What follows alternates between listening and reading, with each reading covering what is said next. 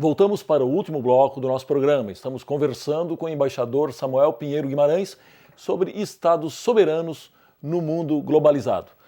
Embaixador, recentemente vieram à tona e a imprensa foi pródiga na divulgação graves denúncias de espionagem permanente dos Estados Unidos pela internet sobre o mundo inteiro que provocaram reação aí de diversos países. Bom, no Brasil algumas providências foram até anunciadas, mas até agora, pelo que se sabe, nada de concreto ou de mais concreto foi feito. A pergunta: qual a gravidade das acusações e o que se poderia fazer para impedir ou pelo menos dificultar tais atividades? Isso porque a espionagem naturalmente é clandestina. Veja, essa espionagem ela é realizada em grande escala há muitos anos. Não é algo novo. O que é novo é que as agências americanas, que são numerosas, os Estados Unidos há mais de 30 agências de inteligência. Sim. Uma delas, que é a mais sofisticada, é a Agência de Segurança Nacional. É a mais sofisticada, tecnologicamente, cientificamente, que é a que organizava esse programa, né? E esse programa é um programa de acompanhamento, né, de todas as comunicações eletrônicas. Telefonemas, e-mails, fax, tudo que sai na internet. Tudo, né? Muito bem. O que há de novo é que, pela primeira vez, há uma prova de que essa espionagem existe, porque antes a NSA sempre negava, peremptoriamente, que fizesse qualquer tipo de espionagem. Sim. Né? Então veio a prova. A prova foi nos manuais de treinamento que foram publicados pelo senhor Snowden, né? Que era um funcionário terceirizado. Você vai ver como a terceirização pode criar problemas para os países, né? Terceirizaram um serviço altamente sigiloso, né, de interesse do Estado, e finalmente foram denunciados. Quer dizer, o manual de treinamento foi revelado, né? E isso era feito em todos os países, aliados, não aliados, quem quer que seja, né? Até para saber, de um lado, o comportamento político, que é inteiramente interessante, digamos, numa negociação internacional, um país que faz esse tipo de espionagem saber o que está sendo combinado por um outro parceiro, desenvolvido ou subdesenvolvido, não importa, né? Do ponto de vista de negociações, digamos, políticas. Depois, sim, na área militar também, ter conhecimento, né, dos programas militares que estão sendo desenvolvidos, dos armamentos, do seu tipo, e na área industrial, na área comercial e industrial. Vou lhe dar um exemplo. Não é interessante saber, por exemplo, o que ocorre, qual a opinião do governo e das Forças Armadas de um país que, por exemplo, está prestes a concluir o contrato de aquisição de aeronaves? Saber o que as pessoas pensam, saber o que pensa um ministro, o que pensa o outro, né? É muito interessante saber isso para poder exercer a sua influência sobre essas pessoas, né? Isso é extremamente interessante, né? São contratos muito grandes, né? Então, isso que é, digamos, naturalmente, tudo isso é feito sob o pretexto do terrorismo. Hoje em dia, na política internacional, se poderia resumir da seguinte forma: vale tudo para combater o terrorismo. Então, a primeira coisa a fazer é acusar o seu adversário de terrorista, porque a partir disso pode-se fazer tudo contra ele, né? E exercer qualquer atividade a pretexto da defesa de ações terrorísticas. Inclusive, no caso específico, veio declarações a público de um funcionário americano que vários atos de terrorismo foram impedidos por causa desse sistema. O que irritou muito a sociedade americana é que a espionagem era exercida dentro do território americano, em relação a todos os cidadãos americanos, não um ou dois, não. Todos potenciais terroristas? Todos, né?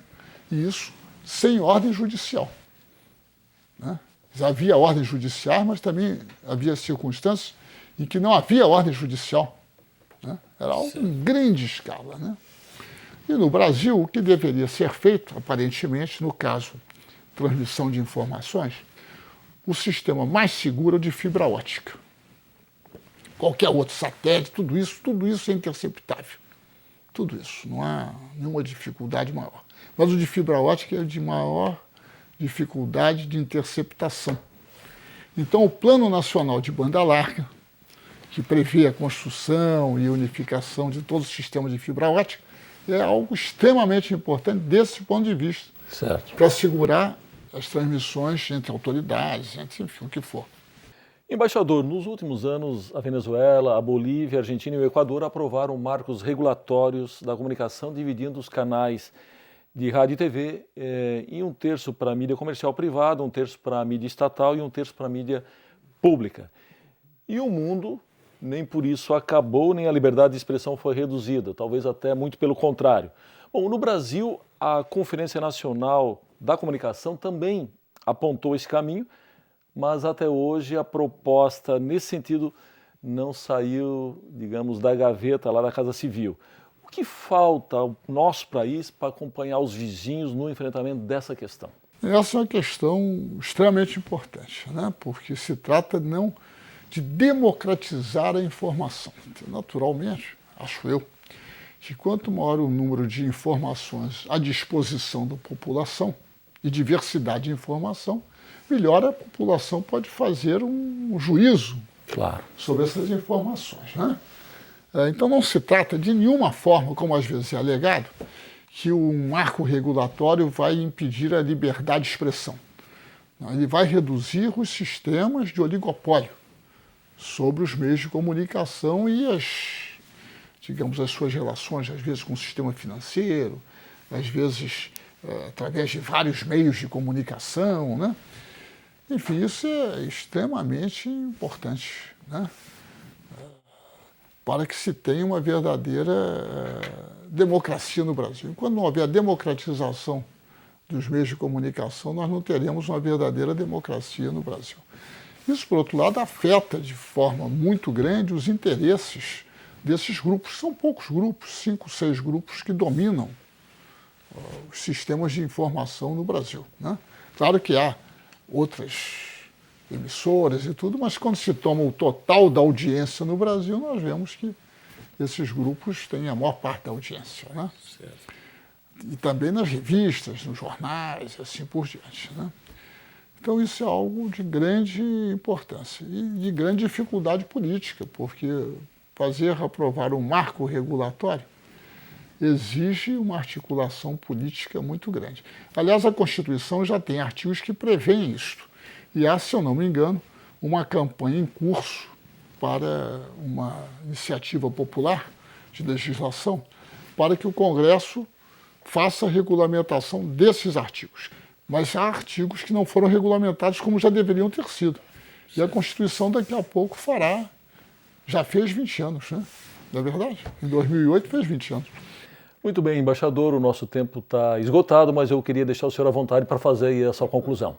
Em primeiro lugar, queria mais uma vez agradecer aqui o convite para participar do seu programa. Nós é que agradecemos. É uma oportunidade interessante de troca de ideias e dizer que nós estamos sempre, o Brasil como um país subdesenvolvido, que tem enormes desafios pela frente, né? Enfrentar as suas disparidades sociais, as suas vulnerabilidades, inclusive a sua vulnerabilidade ideológica, né? A sua vulnerabilidade militar, a sua vulnerabilidade política, são desafios enormes, né? E para isso é necessário que haja uma pressão popular constante sobre o governo, sobre o executivo, sobre o legislativo e sobre o judiciário, para que se compenetrem da tarefa que tem pela frente. Muito obrigado, embaixador. Até uma outra oportunidade. Muito obrigado. Chegamos ao fim do nosso programa. Hoje conversamos com o embaixador Samuel Pinheiro Guimarães sobre estados soberanos no mundo globalizado. Voltamos semana que vem com mais um tema do seu interesse. Até lá!